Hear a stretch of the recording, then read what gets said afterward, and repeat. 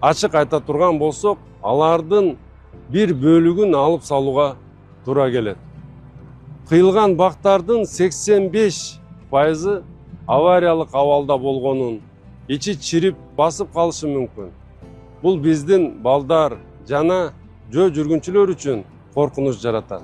Биз алардын ордуна 7-10 эсе көп жаңы бактарды отургузуп жатабыз. Быйылкы сезондо биз шаар боюнча 7615 жаңы көчөт тиктик. Мисалы, Масалиев, Чокан Балиханов, Элибесов көчөлөрүндө жаңы 150 жалбырактуу бак пайда болду. Профсоюздун көчөсүндө 371 бак тигилди. Ал эми шаардын сквер парктарына 4000 жаңы бак отургуздук. Бул отургузуп ошол бойдон унутуп коюу дегендик эмес.